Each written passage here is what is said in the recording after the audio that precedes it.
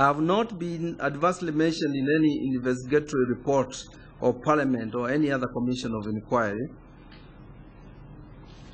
I have no objection to you making inquiries with my present employer referees in the course of consideration of your nomination.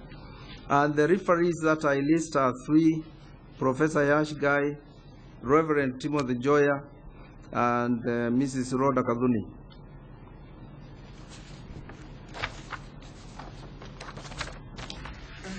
Thank you very much, Dr. Mutunga. I will now open to my colleagues who have any issues to seek further clarification. I think we are through with that. Other than the issue on taxation, which in view of the controversy earlier on we had in the press, yes, about KRA not submitting ABC, which I would want a bit of clarification on. Yes. But I'll give any of my colleagues who has any issues, starting with Millie, then Ababu, then Dr. Miria on that end.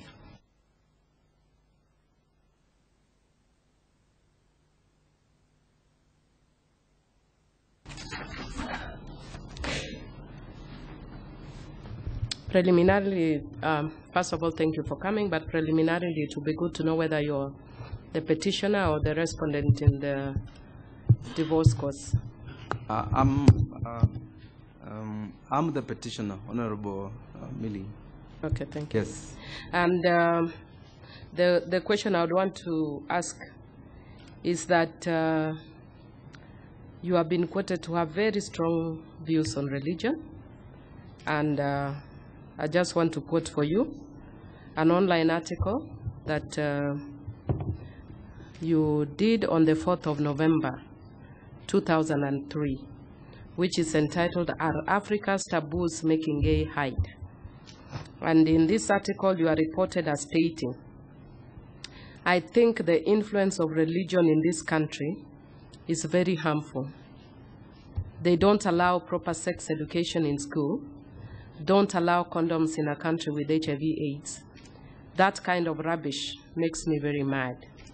Now, my question to you is that many people fear that because of these strong views, if you are given the position, yes, you might perpetuate the tyranny of the minority by being intolerant of majority views, because Kenya is largely very religious.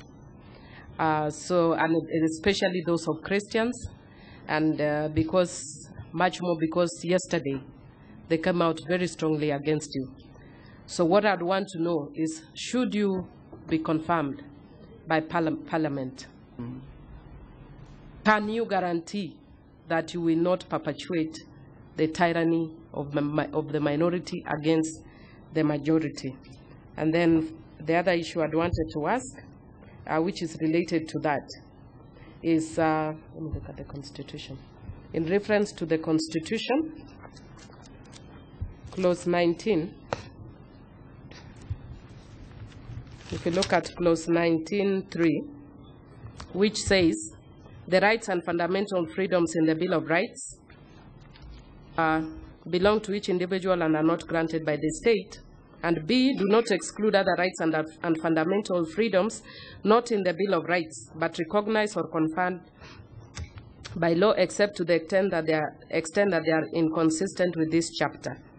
And then 23 and 4, "The Bill of Rights applies to all laws and binds all states, organs and all persons." And 3, "In applying a provision of the Bill of Rights, a court shall develop the law to the extent that it does not give effect to a right of fundamental freedom and adopt the interpretation that most favors the enforcement of a right or fundamental freedom." So my question to you is, with those strong views, are you likely to use those clauses in the Constitution to impose your views and not constitutional views on Kenyans? Let me start by, because I'm talking to people's representatives here, but I'm also talking to Kenyans out there. And I know this issue has come up. My community, the Kampa, have a saying that when you go for circumcision, you go naked. So I'm open, and I'm happy to answer these personal questions. I'm not going to rely on the sections that basically say that this is a private matter. I think it's in the public. We are in the era where leaders are being held accountable. So I'm cool with that. But I want to say, for most of my childhood, I practiced the Kamba traditional religion. As a Protestant, at the age of 10, I was baptized and given the name William. I later became a Roman Catholic, and I was baptized and confirmed as William Jacob. As a Muslim, my name is Williy Muhammad.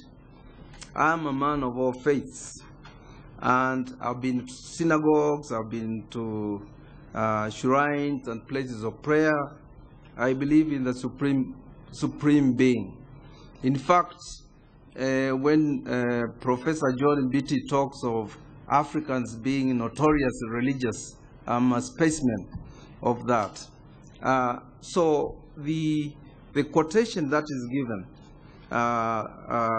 there doesn't really, as you say, express strong religious views. I probably know more about all the religions in this country than a lot of people. I